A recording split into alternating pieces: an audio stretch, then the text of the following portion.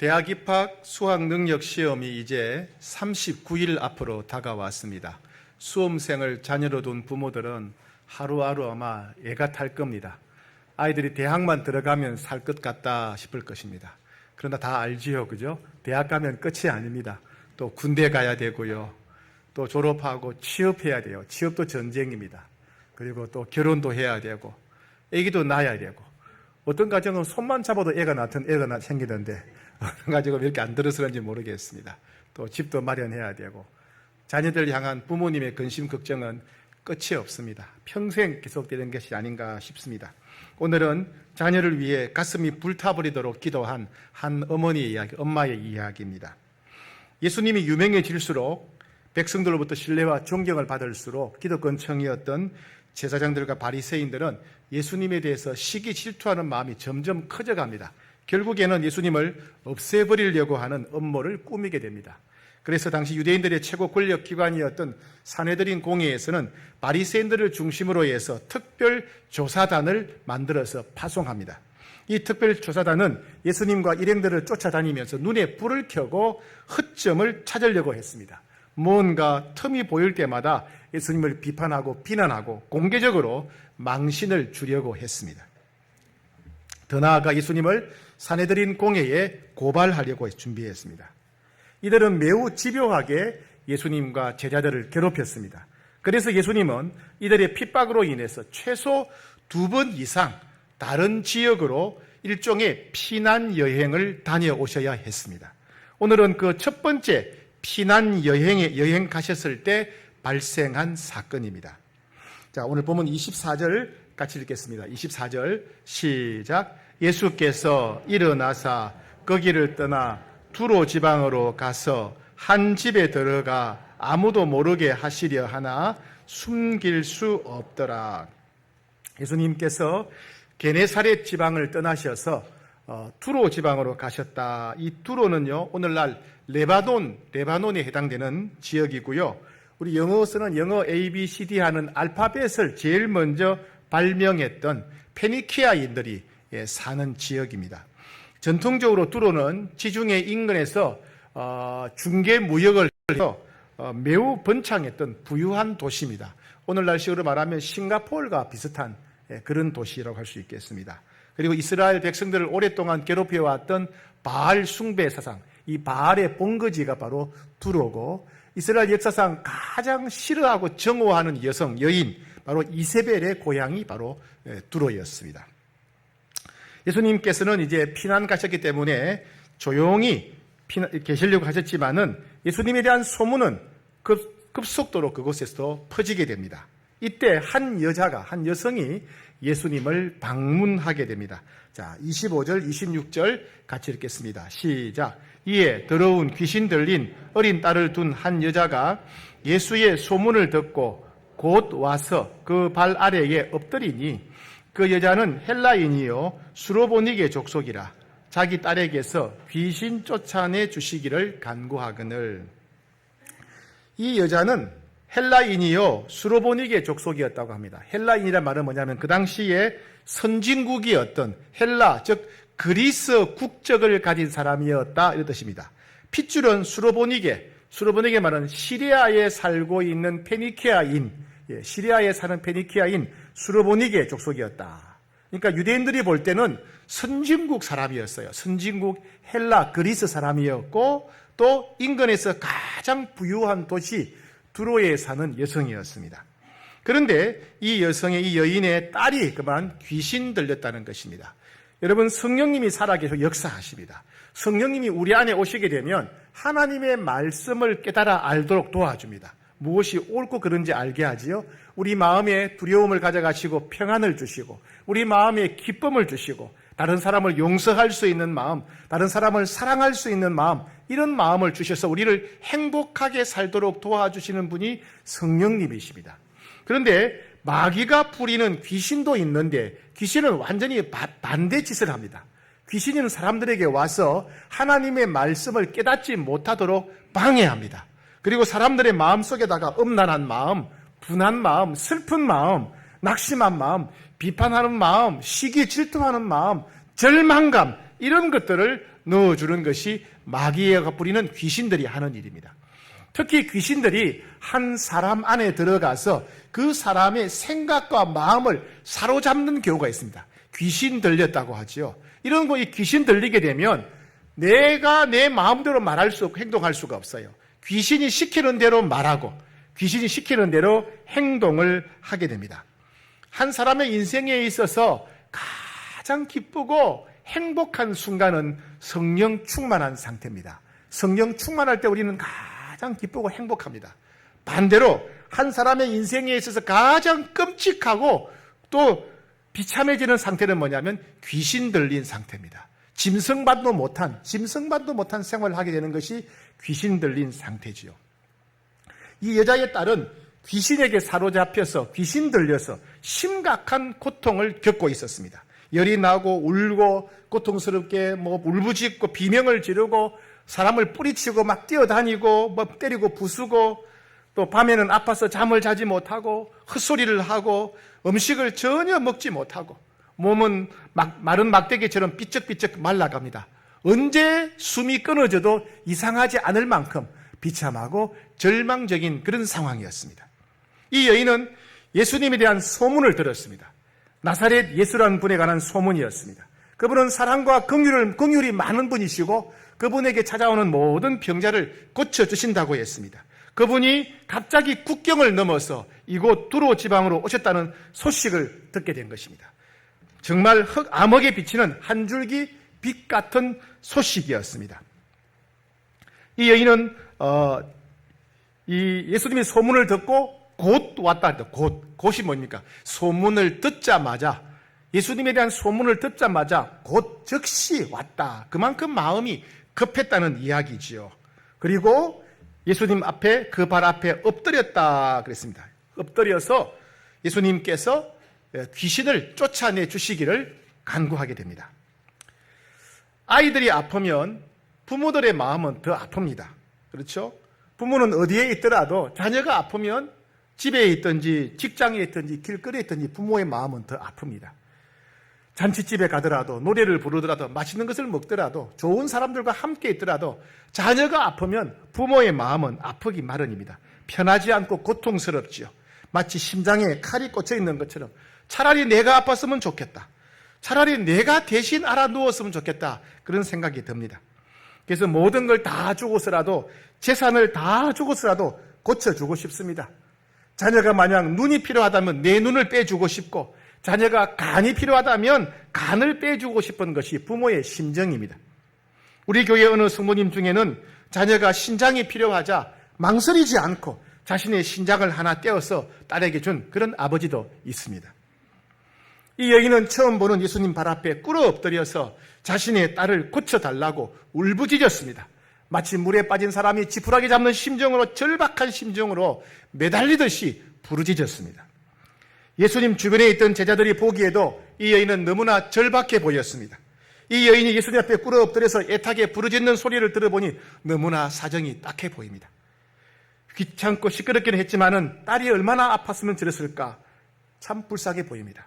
자신들도 자녀들이 있었기 때문에 그 여인의 심정이 충분히 이해가 되었던 것입니다. 그런데 막상 예수님은 그 여인의 요청을 거절하셨습니다.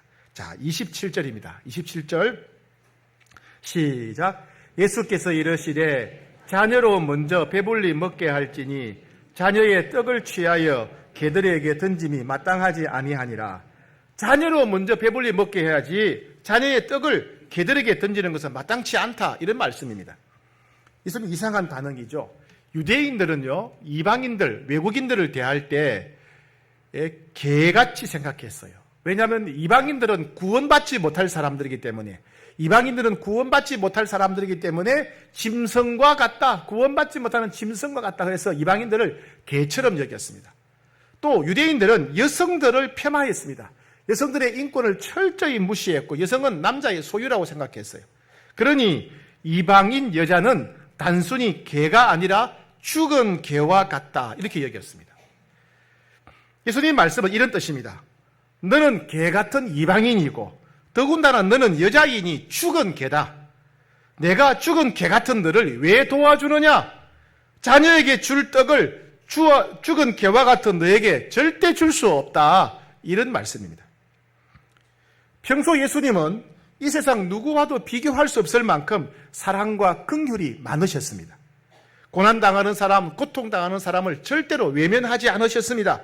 심지어 그들을 만날 때마다 함께 아파하시면서 눈물까지 종종 흘리시면서 그들을 도와주셨습니다. 그런데 어린 딸이 귀신 들렸으니 제발 고쳐달라고 울부짖는 이 여인을 너무나 쌀쌀맞게 무시하면서 거절하셨습니다. 예수님 옆에 있던 제자들도 아마 깜짝 놀랐을 것입니다. 아니, 예수님이 이럴 뿐이 아니신데 이방인이긴 하지만은 딸이 죽어가는 부모 요청을 거절하지 않으실 텐데 예수님 갑자기 왜 이러실까? 제자들이 볼 때도 너무나 이상했습니다. 그러자 이 여인이 예수님 말씀을 듣고 대답을 합니다. 28절입니다. 28절 시작. 여자가 대답하여 이르되 주여 올소이다마는 상 아래 개들도 아이들이 먹던 부스러기를 먹나이다. 예, 여자가 말합니다. 주여 올소이다. 주의란 말 뭡니까? 주님 이렇게 말하죠. 이 여인은 예수님을 부를 때 아저씨 이렇게 부르지 않았어요. 선생님 이렇게 부르지 않았습니다. 아저씨 선생님이 아니라 뭐라고 불렀다고요? 주님, 주여라고 불렀습니다. 이 주님이란 말은 하나님을 가리킬 때 사용하는 호칭입니다. 같은 사건을 기록하고 있는 마태복음을 보게 되면 마태복음 15장 22절에는 좀 더 자세히 기록되어 있습니다. 가난한 여자 하나가 그 지경에 나와서 소리를 질러 이르되 주 다윗의 자손이여 나를 불쌍히 여기소서. 주 다윗의 자손이여 나를 불쌍히 여기소서. 이 여인은 예수님께 나와서 단지 예수님은 병을 고치는 능력이 뛰어난 분 그 정도가 아니라 이분은 능력이 뛰어난 선생님 정도가 아니라 다윗의 후손으로 오신 분이다. 구약 성경에 예언된 다윗의 후손으로 오신 하나님의 아들 그리스도 메시아라는 것을 믿었다는 것을 보여줍니다. 이방인으로서 유대인들에 비해서는 성경적인 지식이 너무나 부족했습니다. 부족한 정보에도 불구하고 이 여인은 예수님을 구약 성경에 예언된 하나님의 아들 그리스도 메시아로 믿고 예수님을 주님이라고 불렀던 것입니다. 이렇게 말합니다. 옳습니다. 그건 뭡니까? 예수님은 유대인을 통해서 오셨기 때문에 하나님은 먼저 유대인들을 먼저 만나주시고 유대인들에게 먼저 은혜를 베푸시는 것 당연한 일입니다. 뿐만 아니라 이 여인은 예수님이 자신을 향해서 이방인이기 때문에 개로 취급하고 이방인 여성이기 때문에 죽은 개로 취급한 것 괜찮다는 것입니다. 괜찮다는 문제가 안 된다는 것입니다. 옳다는 것입니다.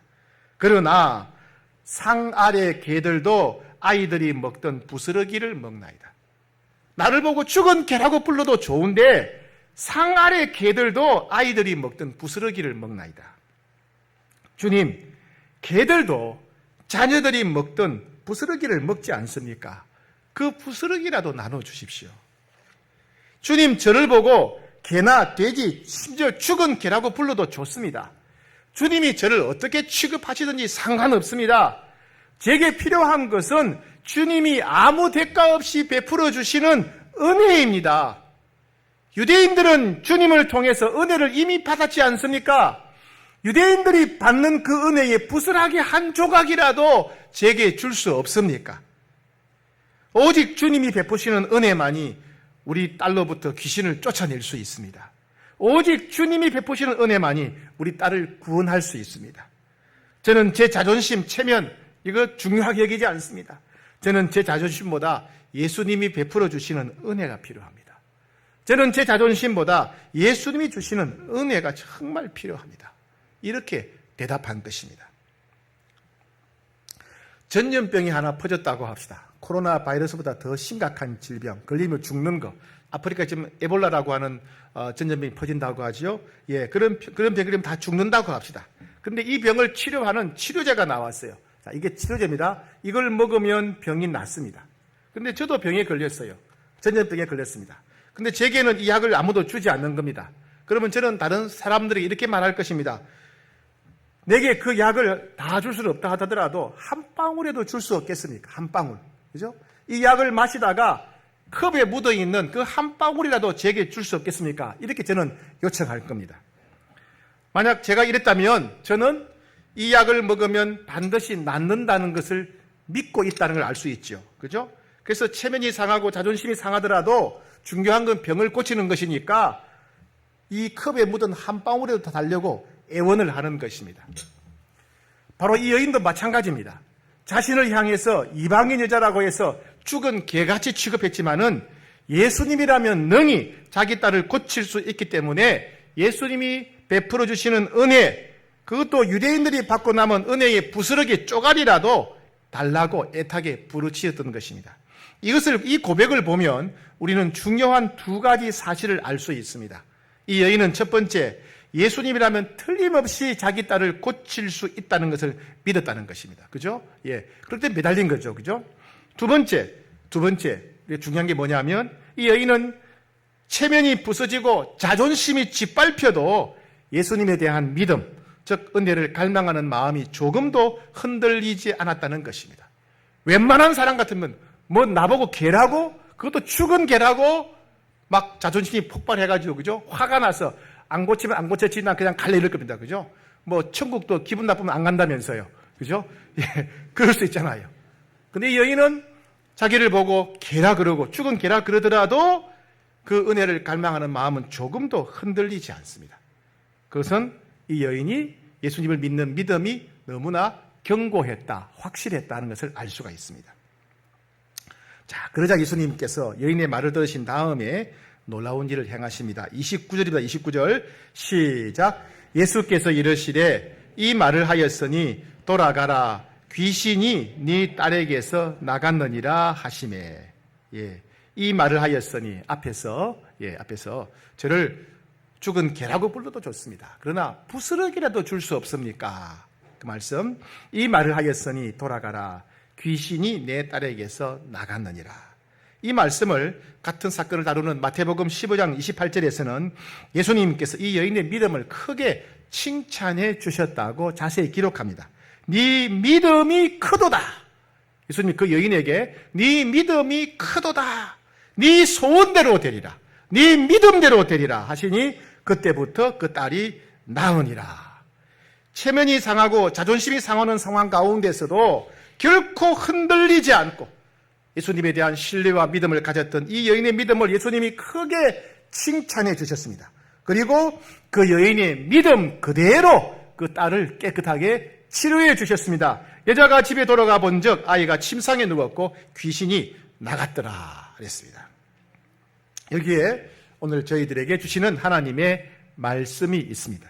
첫째, 하나님은 우리도 이 여인처럼 단순한 열망이 아니라 흔들리지 않는 올바른 믿음을 가져야 된다라고 말씀하십니다. 단순한 열망이 아니라 흔들리지 않는 믿음을, 순수한 믿음을 가져야 된다는 것입니다. 예수님은 한 가지 사실을 확인하고자 하셨습니다.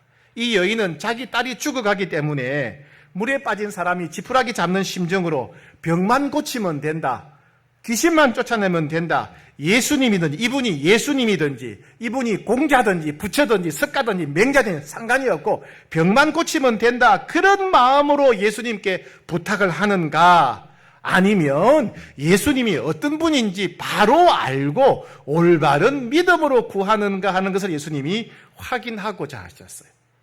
근데 여인은 그 믿음을 증명했던 것입니다. 그죠? 오자마자 예수님께 꿇어 엎드려서 빌었습니다. 당시 헬라 시민권을 가진 사람으로서, 그리고 두로의 시민으로서 가난한 유대인 앞에 꿇어 엎드리는 것이 보통 일이 아니죠. 철저히 자신을 낮춘 것입니다. 그리고 다윗의 후손으로 오신 분, 당신은 구약 성경에 예언된 메시아 그리스도가 아닙니까? 당신은 하나님과 동등한 주님이십니다. 주님. 당신은 만물을 다스리시기 때문에 우리 딸의 병을 능히 고칠 수 있는 분입니다. 어떤 병이라 할지라도, 어떤 의사가 고치지 못했다 하더라도 주님은 능히 고칠 수 있습니다 라고 하는 믿음을 견고하게 가졌습니다. 그리고 아무리 너는 개다, 너는 죽은 개다 하더라도 자존심 상하거나 기분 나빠서 돌아가지 않고 끝까지 부스러기라도 베풀어 주십시오. 부스러기라도 베풀어 주십시오. 흔들리지 않는 견고한 믿음을 보여주었던 것입니다. 이 여인은 예수님이 구약 성경에 예언된 메시아 그리스도라는 사실을 믿었습니다. 자신의 딸을 사로잡고 있는 귀신을 쫓아낼 수 있는 분은 예수님밖에 없다는 것을 믿었습니다. 그래서 예수님의 꿇어 엎드려서 주님이라고 불렀고 아무 조건 없이 베풀어 주시는 그 은혜를 사모했습니다. 아무리 무시하고 아무리 경멸해도 그 은혜를 계속해서 사모하고 포기하지 않았습니다. 예수님은 이 여인이 예수님에 대한 믿음이 어떤 것인지를 확인하시고 이 여인이 흔들리지 않는 견고한 믿음을 보시고 그 믿음대로 이루어지도록 은혜를 주셨던 것입니다.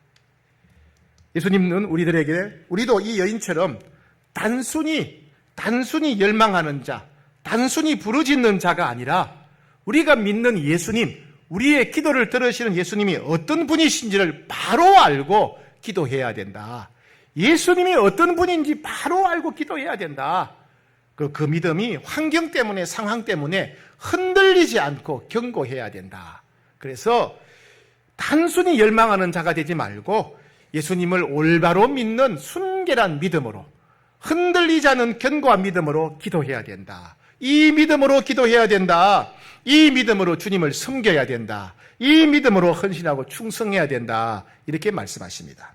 두 번째, 주님은 우리도 이 여인처럼 고통을 통해서 하나님을 더욱 깊이 만나야 된다. 이렇게 말씀하십니다. 여러분, 이 딸이 얼마나 기뻤을까요? 그죠? 귀신에게 사로잡혀서 끔찍한 말과 행동을 하던 이 딸이 나았을 때, 귀신이 떠나갔을 때, 완전한 자유를 얻었을 때 얼마나 기뻤겠습니까? 딸이 치료받은 모습을 보고 부모는 얼마나 기뻤겠습니까? 딸이 죽었다가 살아난 것 같았을 것이고, 자기들 목숨이 10번 죽었다가 10번 다시 살아난 것처럼 그렇게 딸이 치료된 모습이 기뻤을 것입니다. 그죠? 예. 그리고 세상이 달라 보였을 것입니다. 그리고 만나는 사람들마다 예수님 이야기를 했겠죠. 그죠? 우리도 이렇게 좋은 약 쓰고 나면 자랑하잖아요. 이제 맛있는 거 먹고 나면 자랑하고, 좋은 거 보면 자랑하잖아요. 그죠? 아마 이 여인은 틀림없이 예수님이 어떤 분이신지 만나는 사람들마다 친구들, 친척들에게 입이 침이 마르도록 증거했을 것입니다. 자, 우리는 한번 생각해 봅시다. 만약에 이 여인이 자기 딸이 아프지 않았다면 예수님께 찾아왔을까요? 가능성을 완전히 배제할 수는 없지만은 인간의 본성상 딸이 아프지 않다면은 이 여인이 예수님께 찾아올 리가 거의 없습니다. 그죠? 예. 이 여인은 딸이 아팠기 때문에 예수님 찾아온 거예요. 자기들의 힘으로는 도무지 해결할 수 있는 방법이 없기 때문에, 도저히 해결할 방법이 없기 때문에 예수님 찾아온 겁니다. 그렇다면 이 고통 때문에 예수님을 만나게 된 거예요. 그죠? 도저히 해결할 수 없는 이 문제 때문에 예수님을 만나게 된 겁니다. 예수님을 만나서 병도 낫고, 그죠? 하나님의 자녀가 되고 영생을 얻는 일이 일어나게 된 겁니다. 이후로 이 여인은 고통을 바라보는 눈이 달라졌을 거예요. 아, 내 딸이 아팠던 그 고통이 예수님을 만나는 출입문이었구나. 아, 우리 딸의 고통, 그 끔찍한 고통이 예수님을 만나고 영생을 얻는 통로가 되었구나 하는 것을 깨닫게 되지 않았겠습니까? 아마 그 여인이 전에는 자신의 신세를 한탄했을 것입니다. 왜 내게 이런 고통이 찾아왔을까? 나는 왜 지지리도 이렇게 재수없는 인생일까? 나는 정말 한심해. 내가 왜 태어났을까? 내가 태어나서 잘된 일이 하나도 없어. 내가 뭔가를 해보려고 하면 항상 발목 잡히고 나는 안 돼. 나는 고통과 절망 그 자체야. 이렇게 말했는지 모르겠습니다. 자기 운명을 저주했을 것입니다. 도저히 고칠 수 없는 딸의 질병을 탓했을 것입니다. 부모로서 딸을 위해 아무것도 할 수 없는 현실 앞에 절망했을 것입니다. 그런데 그 고통 때문에, 그 절망 때문에 예수님을 만나게 되었고, 예수님을 만났더니 딸이 치료받고, 그죠? 하나님의 자녀가 되고 영생을 얻게 된 것입니다. 즉, 이 딸의 고통이 자기들에게는 축복의 문이 되었다. 축복의 문이 되었다는 것입니다. 고통이 영생을 얻는 통로가 되었다는 겁니다. 많은 사람들이 그렇게 하나님을 만납니다. 나병 환자는 나병 때문에 예수님 만났어요. 여리고 소경 바디메오는 눈앞이 캄캄하고 보이지 않기 때문에 예수님 만났어요. 나인성 과부는 하나뿐인 아들이 죽었을 때 예수님 만났습니다. 그죠? 예수님 만났던 대부분의 사람들은 고통을 통해서 예수님을 만났습니다. 우리도 이 고통 때문에 예수님 앞에 나갈 수가 있습니다. 많은 사람들은 다 나름의 고통과 아픔이 다 있습니다. 갑작스럽게 사고를 당한 분도 있고요. 자녀가 장애인이기 때문에, 장애가 어떤 어려움 때문에 고통을 당한 분도 있고, 아직 건강한 나이인데 직장을 잃은 분도 있습니다. 한참 일할 청년인데 불구하고 직장을 구하지 못한 경우도 있습니다. 남모르는 혼자만의 비밀스러운 질병을 가진 분도 있습니다. 남에게만 일어난 줄 알았던 난치병, 불치병들이 오늘 갑자기 발견됩니다. 몇 푼 안 되는 돈은 손에 쥔 모래처럼 사라져 버릴 때도 있습니다. 앞으로 살아갈 길이 막막한 분들도 있습니다. 가족들은 신분상 가족이지 말 그대로 원수 같은 그런 가정이 있습니다. 친척들은 모이면 싸우고 서로 불행하게 만듭니다. 남편은 너무나 아내를 실망하게 만듭니다. 남편이 볼 때 아내는 너무나 한심합니다. 내 속을 뒤집어 놓습니다. 하루하루의 삶이 무의미하고 허무하게 느껴집니다. 가슴에는 외로움이 가득 차 있습니다. 가슴에 칼을 만든 듯, 큰 바위가 누르는 듯 가슴이 새까맣게 타버리는 것 같습니다. 가슴이 뻥 뚫려서 가슴에 아무것도 느껴지지 않는 그런 사람도 있습니다. 여러분, 우리는 이 고통이 바로 우리 하나님을 만날 수 있는 출입문이라는 사실을 기억해야 됩니다. 우리 이 고통의 문제를 통해서 우리는 주님께 나아갈 수 있습니다. 아니, 주님이 우리를 부르고 계십니다. 예수님 이렇게 말씀하셨어요. 수고하고 무거운 짐진 자들아, 다 내게로 오라. 육체적인 질병 때문에, 경제적인 문제 때문에, 직장 때문에, 사업 때문에, 자녀 때문에, 마음의 병 때문에, 여러 가지 병 때문에, 여러 가지 일 때문에 절망하고 낙심하고 울부짖는 자들아, 인생의 무거운 짐을 진 자들아, 다 내게로 오라. 예수님이 우리를 부르시고 초청하십니다. 그리고 거기서 우리가 주님을 만나게 되면 우리는 새로운 인생을 살게 됩니다. 찬송가 227장에 보면 이런 가사가 있습니다. 한 번만 주의 음성 들어도 그 말씀 내게 능력되어서 이 세상 마귀 유혹 이기고 원수의 비방 맞게 됩니다. 한 번만 주님 음성 들어도 여러분 그 음성 듣게 되기를 축복합니다. 여러분 고통의 자리에서 절대로 여러분을 포기하지 않으시는 그 주님을 만나게 되시기를 축복합니다. 그리고 모든 문제를 능히 해결하시고 우리를 형통한 길로 인도하시는 주님 만나게 되기를 축복합니다. 마지막 세 번째 말씀입니다. 주님은 우리도 이 여인처럼 자녀를 위해서 기도하는 부모가 되어야 된다라고 말씀하십니다. 우리는 많은 기도를 합니다. 우리가 올리는 어떤 기도보다도 가장 간절하고 절박한 기도는 아마 자녀를 위한 기도일 것입니다. 자녀를 향한 모든 부모들은 간절한 마음으로 기도하게 되고 그 간절함이 하나님께 감동이 됩니다. 성경에 보면 그런 자녀를 위해서 기도했고 응답받았던 부모들이 많이 나옵니다. 회당장 야이로는 딸을 위해서 기도했습니다. 나인성 과부는 죽은 아들을 위해 기도했지요. 사르밧 과부도 아들을 위해 기도했고요. 수넴 여인도 아들을 위해 기도했습니다. 자녀의 문제로 인해 큰 고통을 겪고 계신 여러분, 하나님은 자녀로 인해서 눈물 흘리며 기도하는 여러분의 기도를 절대로 외면하지 않으십니다. 하나님은 여러분의 기도를 통해서 자녀들의 문제를 반드시 해결해 주실 것입니다. 하나님은 여러분들의 기도를 통해서 여러분 자녀들에게 복을 주시고 은혜를 베풀어 주실 것입니다. 그리고 하나님은 자녀들을 통해서 여러분들을 먼저 만나 주실 것입니다. 주님이 약속하셨습니다. 시편 140편 19절에서 그는 자기를 경외하는 자들의 소원을 이루시며 또 그들의 부르짖음을 들으사 구원하시리로다. 아무리 자존심이 상하고 체면이 상하더라도 어떤 고난이 오더라도 내가 원하는 때 이루어지지 않더라도 우리 예수님이 어떤 분인가를 바로 알고 그 믿음이 흔들리지 않고 견고한 믿음을 갖고 기도하는 자 하나님이 소원을 이루어 주시겠답니다. 그들의 부르짖음을 들어서 구원하시겠다는 것입니다. 오늘 이 말씀 기억하며 낙심하지 않고 기도하고 응답받는 복된 여러분 되시기를